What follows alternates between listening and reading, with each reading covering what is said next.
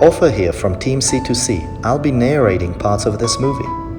Our ride took us from San Francisco all the way to Yorktown, Virginia. It took us 47 days to complete the ride, 41 riding days and 6 rest days.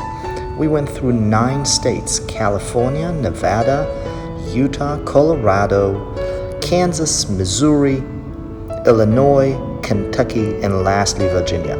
We crossed 4 mountain ranges: the Sierras, the Rockies, the Ozarks, and the Appalachians.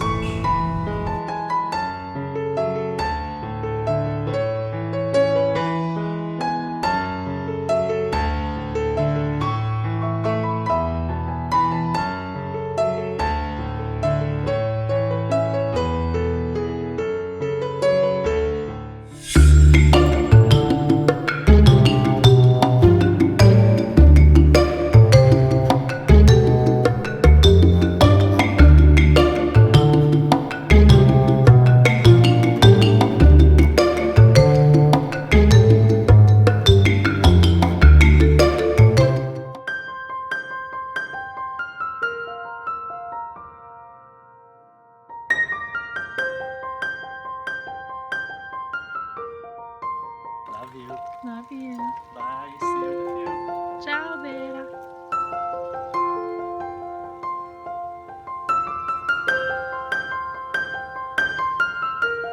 And he is off. Peace out. Week 1 took us from San Francisco to a rest stop in Ely, Nevada. As to be expected, week 1 was very exciting. But at the same time, week 1 also proved to be probably the most challenging week of the ride. We had a close call with a golf cart that jumped a curb. We had a broken spoke. Had some issues with my backside, which luckily were resolved very quickly. And the toughest day of the ride was probably also during week 1. That was the ride from Fallon to Austin.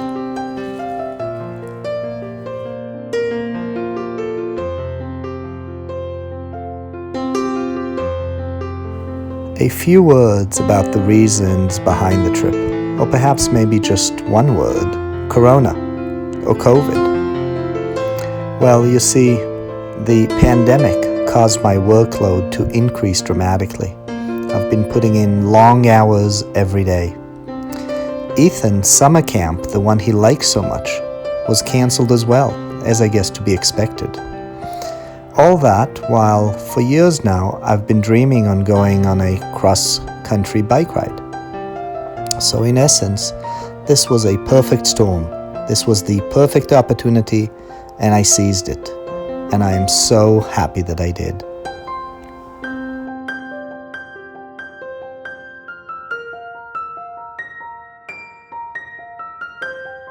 "145 miles. And no balloons, no family, nothing. Bubkiss."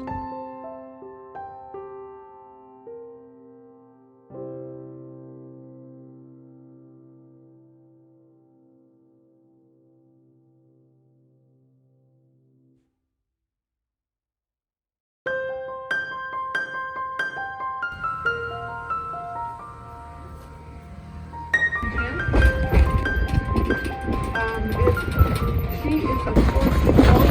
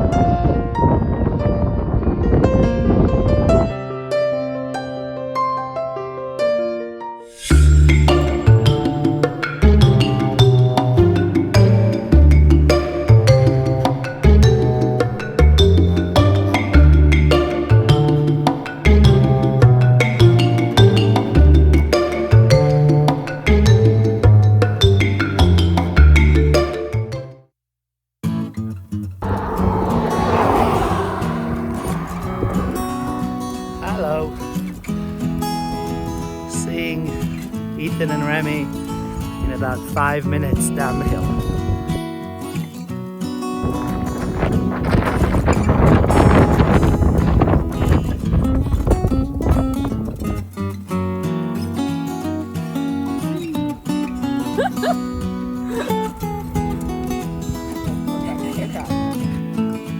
Week 2 took us from Ely, Nevada to the town of Hanksville, Utah.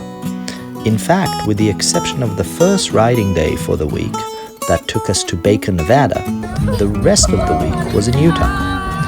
The route for this week was spectacular, nothing less than stunning.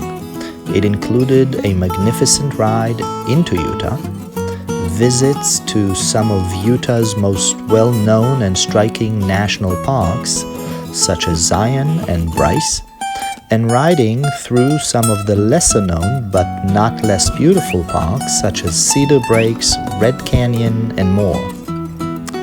The end of the week and our rest day fell on the 4th of July. We spent the holiday in Hanksville, Utah, a tiny cowboy-type town in the middle of the desert, 50 miles west of Moab and approximately 250 miles due south from Salt Lake City. There, we were treated as guests of honor. The locals invited us to attend any and all of their traditional 4th of July festivities, including a very lively rodeo.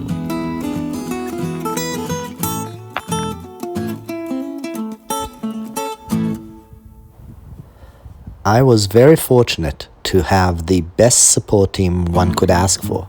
It was made of Ethan, our 15-year-old son, who was on his summer break between middle school and high school, and Remy, the driver/tutor/ride director.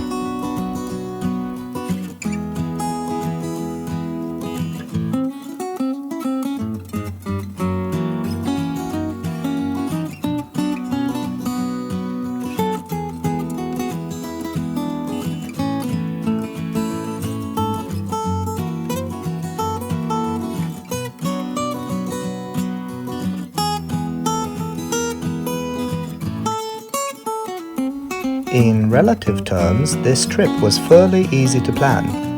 This is due to the Adventure Cycling Association maps we got just before the trip. We combined two of their routes, the Western Express from San Francisco to Pueblo, Colorado, and the more known one, the Trans-America Trail from Pueblo all the way to Yorktown, Virginia. The Adventure Cycling Association maps tend to take you through rural roads with limited traffic, and they include information about food, accommodation, attractions, and the like. Super helpful.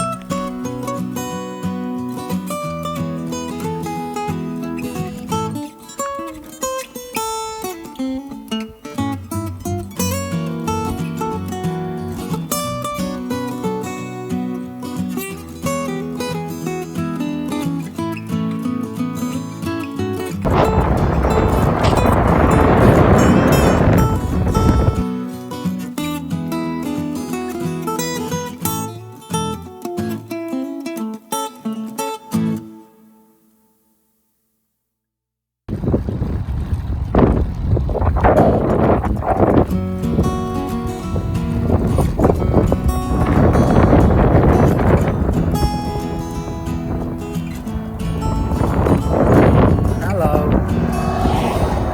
1,000 miles.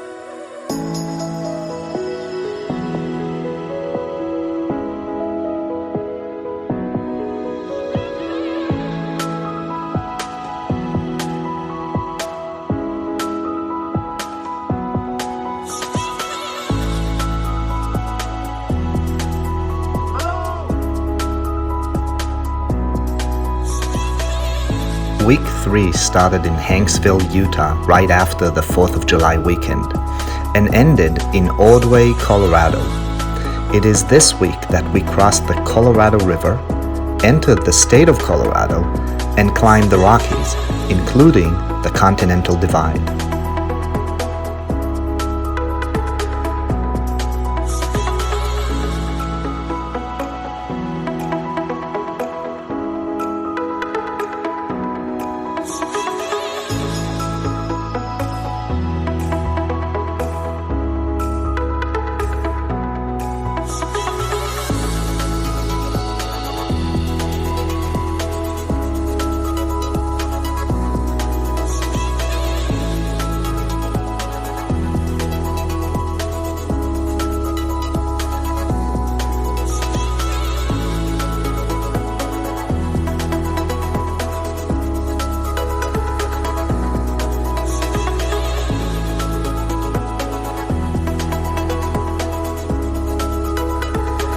Basically, from day 2 of the ride, we've established a routine that worked very well for us. I left the room somewhere between 5:30 and 6 a.m. and then rendezvous with the crew around 10 a.m. or so for what would be my lunch and their breakfast. And after spending roughly an hour together, I'd continue riding and Remy and Ethan would go on their daily excursion.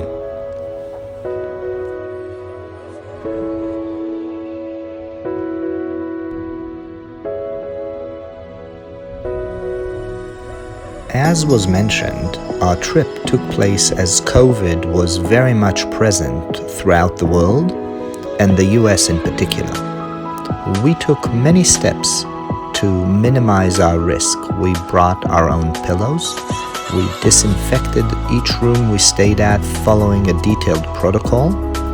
Before the trip, as we were doing our trip-related homework, we created a long checklist based on C2C guidelines and other sources of all the areas that require disinfection.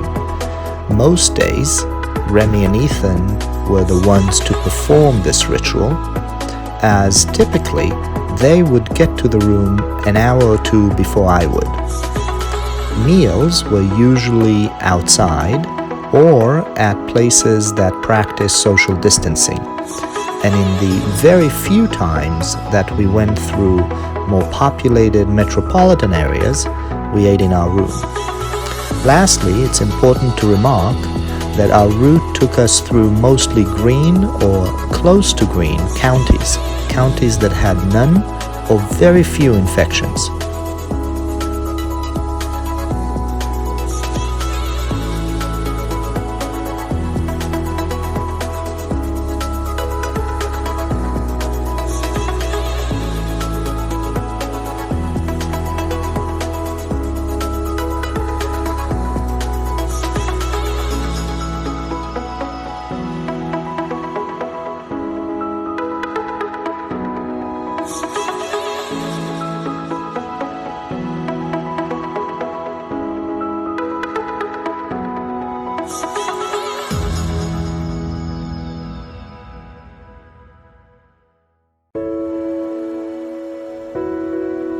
Week 3 ended in Ordway, Colorado, where we befriended the family that owned the restaurant next door to our hotel. If ever in Ordway and having a craving for some awesome shakshuka or some amazing donuts, Kim's Place is the place for you.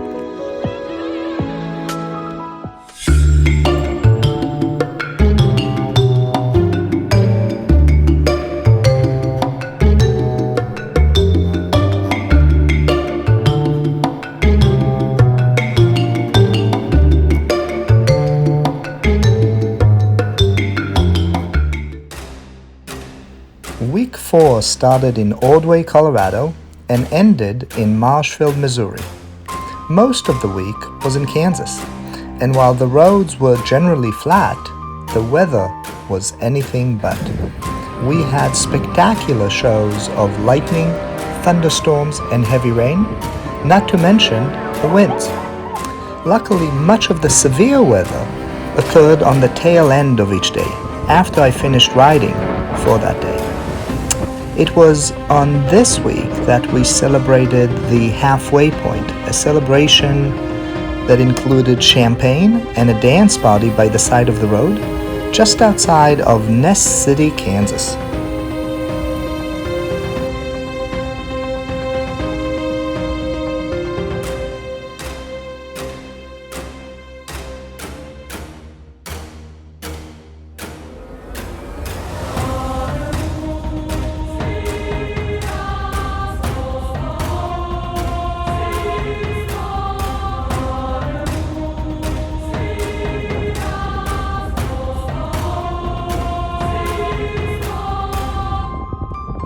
Let's go! Did it!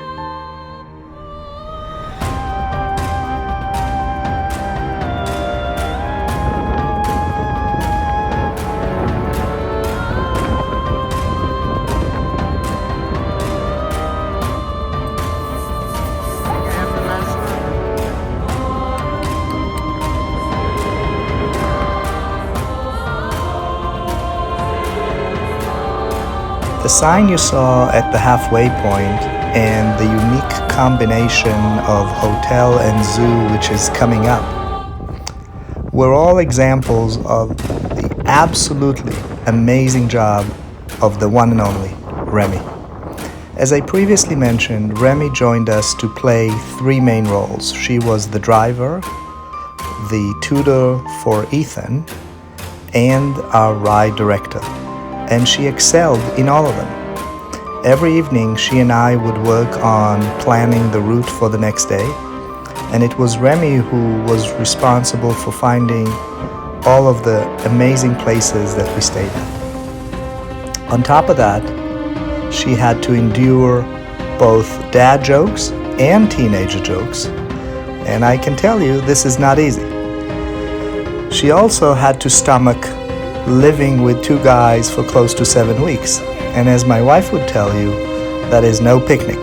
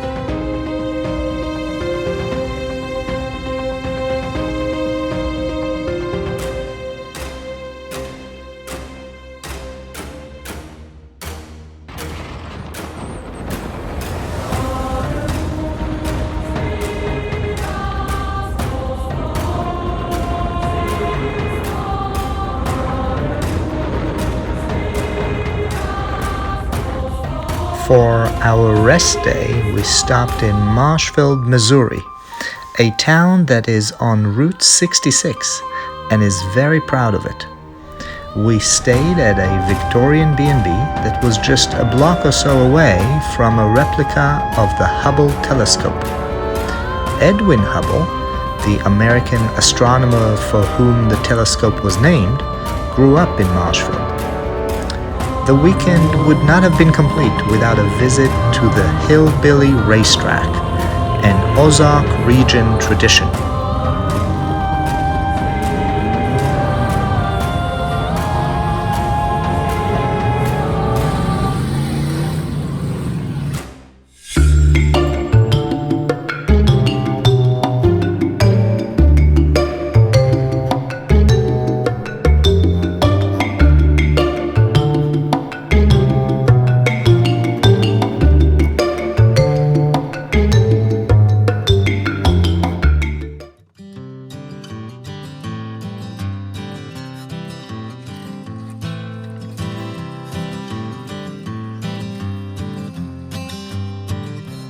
Week 5 was an interesting week. We spanned 3 states. We started in Marshfield, Missouri. Not long after, we made it to the Mississippi River, where we crossed it into Chester, Illinois. From there, we continued to Kentucky after crossing the Ohio River, this time by ferry. In Kentucky, while beautiful, we had some dog encounters that were very scary. However, we survived those as well, and the views were absolutely stunning.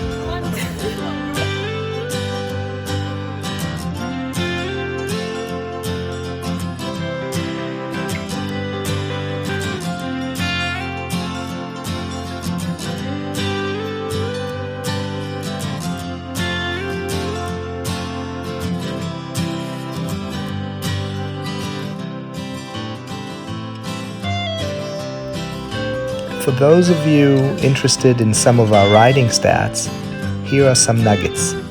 Most days I rode approximately 100 miles. In the flat parts of Kansas, it was a tad more, 120 or so, and whenever we crossed a mountain range, it was a tad less, 80 to 85 miles. During the trip, I got to break my personal speed record on a bike, and I reached a speed of 49.3 miles per hour, obviously just for a few seconds. The week we covered the most distance was, as to be expected, our Kansas week, with just shy of 700 miles at 698 miles. It's important to note that, with the exception of the first 2 days where I had some riding companions, for 98% of the trip I rode solo. And I was in no rush and did not race anyone beside myself. My days were long, from early morning until typically mid to late afternoon, and I had plenty of stops for meals, pictures, and just to appreciate the view. Oh boy. Got the van. I'm kidding.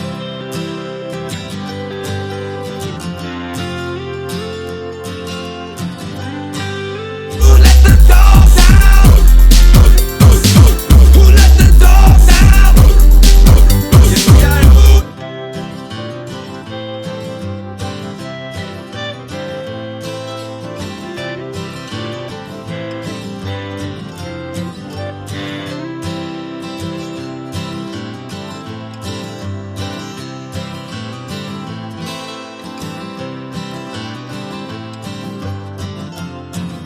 The week ended at the town of Sonora, Kentucky, where we stayed at a lovely B&B. Our hosts were Charlie and Rose. It was from there that we went to the Lost River Cave, a place that also operated as a nightclub roughly 80 years ago. That same weekend, I also visited the town of Elizabethtown and visited a bike store that taught me the secret of how to deal with Kentucky dogs. If you want to know what the secret is, just look at my bike after the visit to Sonora.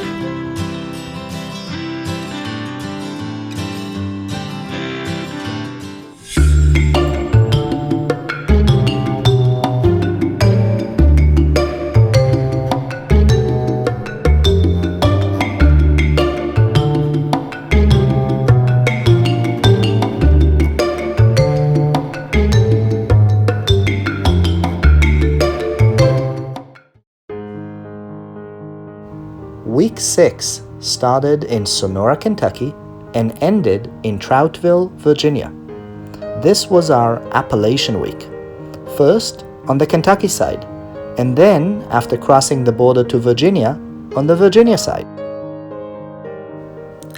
The biking in Virginia was truly special. The views were remarkable. The sound of the running water by the road was so peaceful. The scent of the air was intoxicating.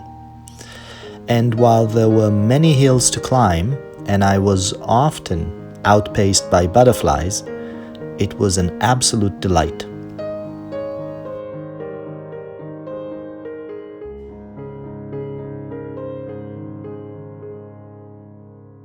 Go for it.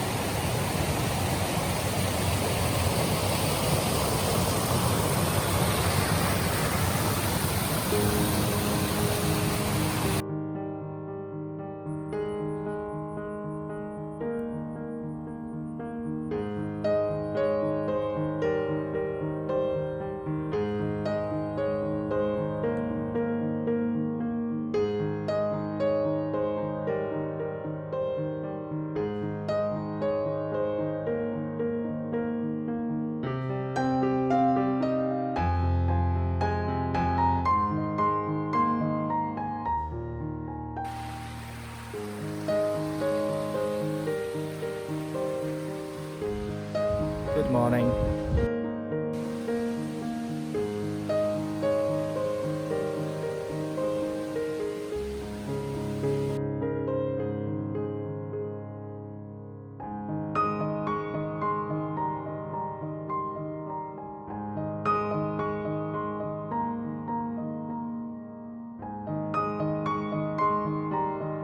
Rest days were not just about resting. We had to wash the car, clean and maintain the bike, do our laundry. With that said, our rest day in Troutville, Virginia was fantastic. Remy, our driver, tutor, ride director, outshined herself again. She arranged for a visit to a cider distillery, which was followed by a river tubing adventure. Okay, hi Remy. Hello. Where are we? What river? James? James River. James River. Hello, little guy. Hello. Whoa!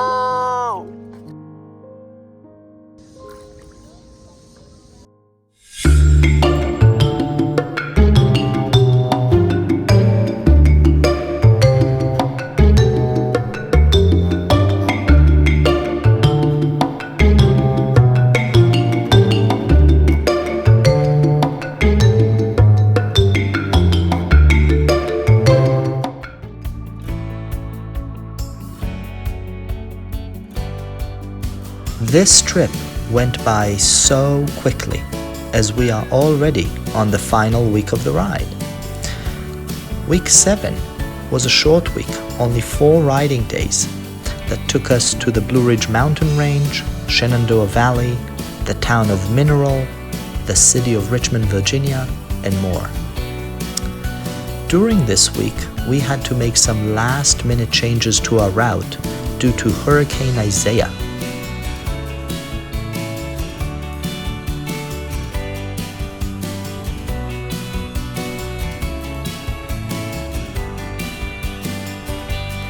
I asked Ethan what did he like most about the trip. Here is his reply. Fun stops along the way, cool history, beautiful scenery, good food, rest day activities, cool towns, nice people. I presented Remy with the very same question. What did you like most about the trip? So it's hard to pick just one aspect of the trip that I enjoyed the most, but if I had to narrow it down, it would definitely come down to the company that I was with. I had met both Ofer and Ethan just once in person prior to fully committing, which was a little risky on my end as I embarked on a journey that required me to spend literally every waking moment for almost 2 months with them both, but we got along really well. Between listening to hours of American history podcasts with Ethan, assisting the change of multiple flat tires on Ofer's bike, and eating entirely too many mozzarella sticks, we all got to know each other very well. I'm very grateful for the time that I was able to spend with them both, and for the beyond welcoming attitude they were willing to extend to me, a strange 23-year-old girl with 0 cycling experience and 1 very loose connection. Thank you again, Deirdre. We were like a little family for 2 months, metaphorically and literally, to the dozen or so people who asked if Ethan was my son over the course of the trip, and they alone made my trip worthwhile. Thanks, guys.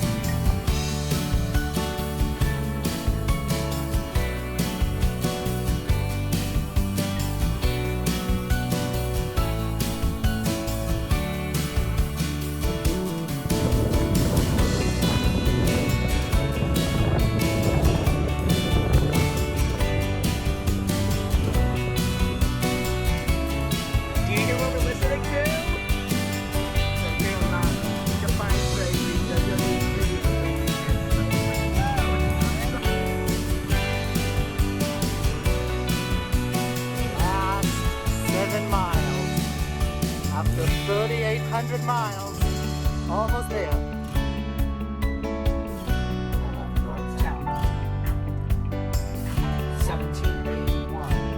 Monsieur Hamilton, Monsieur Lafayette, you belong at the same sweat.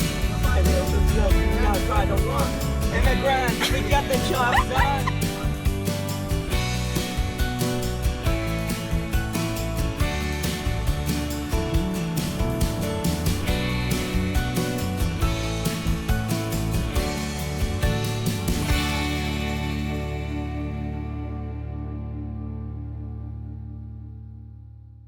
I'd like to thank my crew.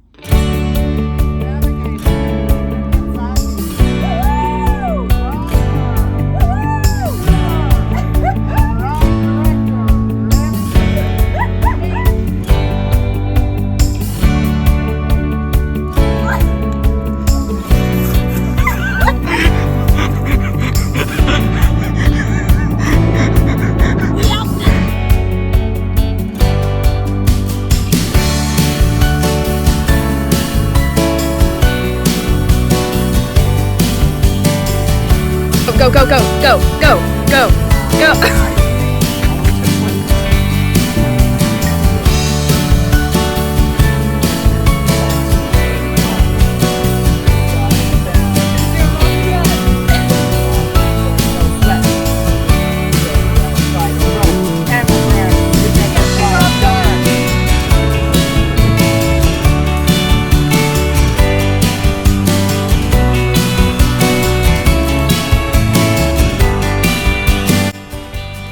As one would expect, the arrival into Yorktown was very emotional.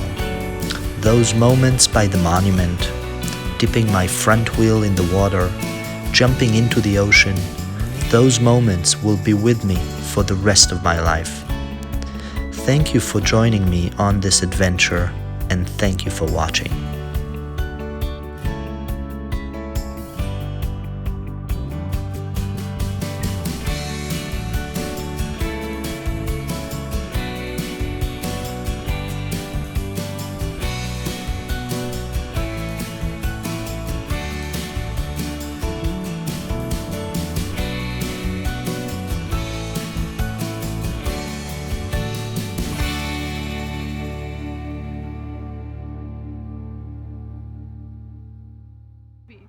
Oh yeah. There they are.